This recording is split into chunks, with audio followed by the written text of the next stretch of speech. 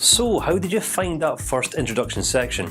If you are watching this video right now, you've probably come to recognise and conclude that this isn't a conventional life coach certification program. No, it's not, because I'm not just reading some stuff out of a book and giving you some information. I'm doing my very, very best to help you to understand all of the concepts that I'm going to be discussing throughout the whole course. Now, this is the self-awareness section, and I'm going to be sharing with you a lot of really cool models throughout this section that's not just going to help you to understand yourself more effectively from the inside out, but it's also going to naturally then help you to understand other people. But you've got to go there first. So it's crucial that you understand and apply all this stuff to yourself. If you already are, that's fantastic. But just in case you're not, then yeah, apply everything that I'm going to be teaching you throughout this section to yourself first, and it's going to help you to see and recognise and understand other people far more effectively too. So, in that last video, in the last section, I shared with you the life balance questionnaire, didn't I? Now, as this is a certification course, and as I have already mentioned that I'm fully committed to helping you getting yourself out there and being as effective as what you can possibly be in relation to life coaching other people, attached to this video lecture, once we're finished, I'm going to ask you to go back to the additional material section and download another life balance questionnaire. Now, it's got exactly the same content as what the last one did, except this time, this one has been completely unbranded. All of the questions, all of the content, all of the text that you can print off, download, use, copy and paste to create your own life balance questionnaire. That's right, I've done all the hard work, so you don't have to. This is going to be one of the first tools that I'm giving with you, that moving forward you can use to start building your life coaching practice. So I know what you're thinking, Ken, you're such a generous guy that I just can't help myself, because I know who I am, because I'm so self-aware, and this is what we want to look at now. So, at the start of this section, what I just want to introduce you to here are 4 concepts. These concepts that I'm going to be explaining and giving reference to pretty much throughout the rest of the course. This concept of self. All right. Now, the concept of self is a concept that the scientists and the psychologists and the sociologists and the theologists and the some other guys have been studying, looking to understand for many, many years. Now, do you remember that story of the littlest God? Well, that's right. The truth lies within, doesn't it? It really does. And as I explain these concepts to you, I know that you're going to be able to understand. You see, self-awareness, first and foremost, I would just like to link back to the standard that I shared with you in that last section. Remember, we discussed being open, receptive, appreciative. So we're open to new information, we're receptive enough to adopt it, to take it on, to apply it. And if we find this information serves us in some way, we're naturally going to be appreciative. Well, then we go on to being aware, available, and attentive.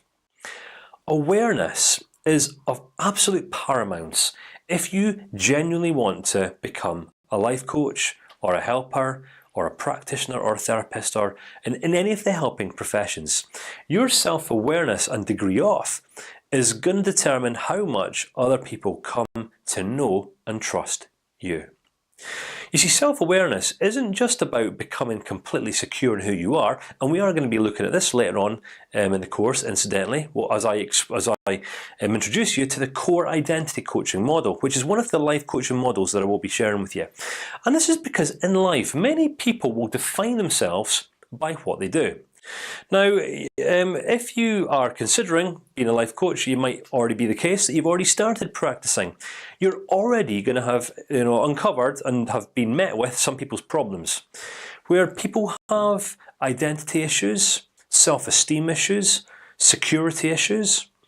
People, for example, might come to you and say something like, I am useless, I'm no good, I am an employee, I am gay, I am straight, I am a Christian, I am a Muslim, I am a red party member. I am a blue party member, and it's quite funny, isn't it? Because in life, many people define themselves by the things that they believe and by the things that they do. But this doesn't give us an authentic and true self-concept, because when someone is not 100% completely secure in who they are, they're going to be looking to factors, situations, circumstances, materialistic stuff, or even money as a means by which to source their security from. Now, I'm going to explain all of this in much more detail throughout the whole entire course, because this is pretty much the very essence of everything that I'm going to be teaching you. It's helping people to become, grounded and fully secure in who they are, before then getting out there and doing the things that they really want to do in their lives. It's a natural order of things, and it practically makes sense, because there's these two states of human existence we would call. There's the things that we do. There's there's the doing side of us, and then there's who we are, who we be, the being side of us. And if you think about it, all right, as you're watching this course right now, you are studying, you are watching, you are learning. You are a learner right now. You are learning, but that's not who you are. If I was to meet you for a coffee in 45 minutes' time and say, "Hi, I know you. You're a learner. You're one of my students. That's who you are. That's it." You wouldn't be happy with that, would you? No, absolutely you wouldn't be, because there's so much that I'd be missing out. And just from that example, I'm hoping you're able to recognise that most people in life don't actually know who they are. I'm going to ask you a question at the end of this section that's going to get you really thinking. But for now, let's just get back to this whole self-awareness idea, because self-awareness is us reaching the stage where we're not just aware of how we are being in the context of the world in relation to other people, but what's actually going on inside of us. Because we'll have one world happening inside of us, then this other world happening outside of us, and this is true for all people all of the time. Many of the problems that people ultimately come to you with might be work-related stress, anxiety, depression, fears, phobias, all these sorts of things. And these emotions are actually just always going to be a response to something that's happening to them in their outside world, an internal response to an external problem. All right.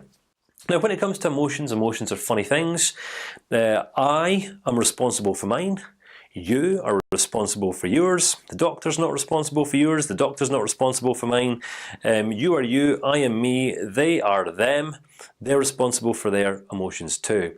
And the most empowering things that we can say to people are anything that points them in the direction of simply acknowledging that they're fully responsible for their own lives and for the way in which they choose to conduct themselves.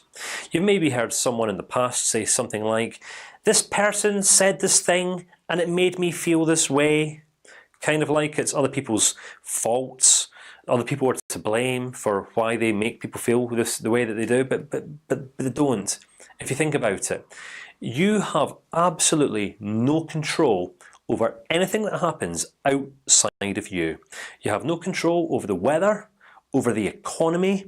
You have no control over whether people like you, dislike you, love you, hate you, loathe you, are attracted to you, aren't attracted to you.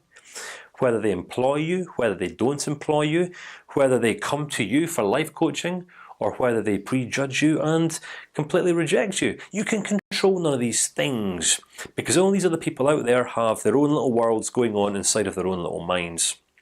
And this is kind of what we're up against all of the time, the worlds that people have inside of their own minds.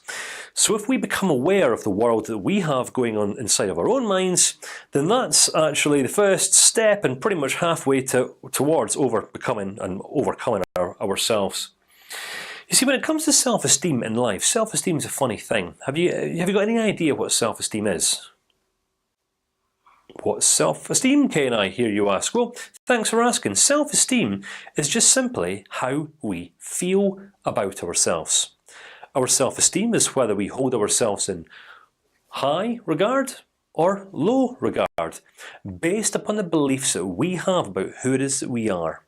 If we believe that we are worthless, useless, not good enough, not attractive, not smart enough, not this enough, not that enough, which incidentally is, most people have a negative limiting belief in some way, then it's always going to prevent them from moving forward and making the degree of progress that they ultimately want to make in life. So our self-esteem is how we feel about ourselves. Now, if you were to go to the doctors and say, I have self-esteem issues, doctor, give me some medication, and I was your doctor, I would say, well, I'm not going to address your self-esteem because your self-esteem isn't the problem here. Your self-worth is. Your self-worth, which stems from your self-concept. Let me show you how this works. Our self-worth is based upon the value that we place upon ourselves. All right. Now, as this is the first video of the second section of the course, I'm going to take this opportunity to formally introduce myself. Right. So my name's Kane. I'm a passionate guy. I'm an honest guy. I'm sincere. I'm growing and developing. I'm loving. I'm giving. I'm caring. I'm generous. I'm creative. I'm fun, although that might be a little bit subjective. What I'm saying is here, I know who I am. Now, I'm not saying that I'm perfect because I'm definitely not, and you're not either. But I am loving. I am giving. I'm caring. I'm generous. I'm honest. I'm reliable, and all these things. Not perfect, but I'm still these things. That's who I am. Now, as I'm standing in front of this camera right now, I am teaching. This is what I do. But it's not who I am. So yes, right now I am teaching you, but this doesn't make me a teacher because I'm still Kane. I'm still me. I'm still loving, giving, caring, all these sorts of things.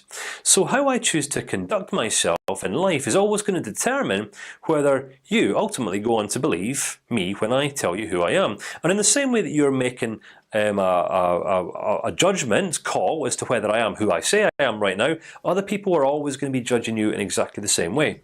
So our self-worth. What's this got to do with self-worth? Well, the self-worth is the value that we place upon ourselves, which is always going to be our intrinsic value. If I say that I'm giving and generous, well, think about it. All right. If I was to paint you a picture of a friend, someone that you're going to meet tomorrow. This person's giving, they're generous, they're loyal, sincere, loving, giving, passionate, fun, sincere. They're growing, they're developing, they're exciting, all this sorts of thing. Is that the kind of person that you would like to enter into a relationship with? And you're most likely nodding your head right now, saying, "Yes, Kane, point me in the direction of that person." Well, look no further. No, I'm not talking about me here. What I'm saying here is that we're all naturally attracted to those traits inside of other people. Now, here's the thing: all of those traits are alive on some scale inside of all people, but because of the beliefs that people have about who they are, they'll often choose not to show and present these traits to the world. Because they have low self-worth, they place little value in themselves. Self-esteem comes as a direct result. Self-worth first, self-esteem second. Now, our self-worth completely interconnects with our self-concept. All right, our self-concept, who it is that we know ourselves to be, who it is that we are working towards becoming. All right, our self-concept is kind of like who it is that we are working towards being at some point in the future, our ideal and best possible version of ourselves. Because as you take in this course right now, you're already committed to growing and learning and developing yourself. So you're committed to self-improvement. Now, you'd only be committed to self-improvement if you already acknowledge that you're not perfect. All right. Now, you're not perfect. I'm not perfect. No one else in the world is. But yet, don't we sometimes judge each other for being imperfect? And if we were to do that, judge other people for being imperfect, would that not make us hypocrites? Of course it would. All right. And this is what fundamentally hurts people and tears down people's self-worth. Boys, girls are looked down upon by the parents or get told off in school for not getting it right, for not being good enough, for not being smart enough. And kids are cruel, aren't they? You know, kids get bullied for being too fat, too thin, too tall, too short, too black, too white, too in, too out. So people develop these self-worth issues and develop unrealistic self-concepts. Some people define themselves as being fat. and then the worry why, or the wonder why after 20 years they're still overweight, because people act in accordance with who they believe that they are. So, self-worth comes first, self-esteem comes second, but self-worth is based upon the foundations that we have in our life, which is always going to be a foundation of self-concept. And if you think about it, if we are not self-aware, if we don't understand this stuff, then we can end up falling into the trap of having our emotions rule us.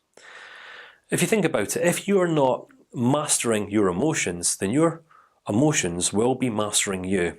And in the same way, when it comes to your clients, if they don't know how to master their emotions, because we don't get taught this stuff in school, then they're unknowingly going to be allowing their emotions to master them. So self-awareness is of absolute paramount. It's crucial.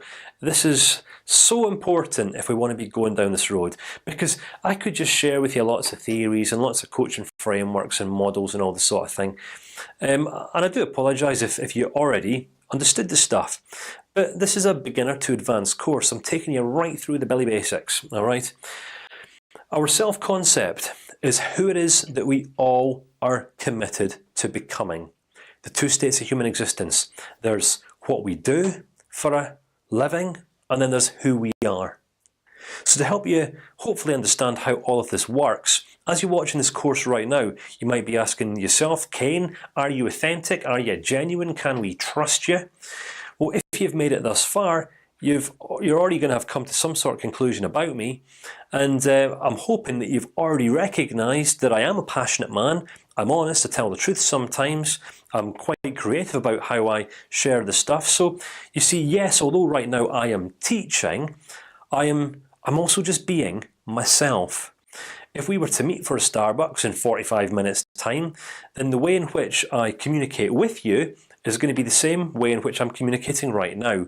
My wife, my family members, my friends, people that I work with. I am exactly the same person for all people all of the time.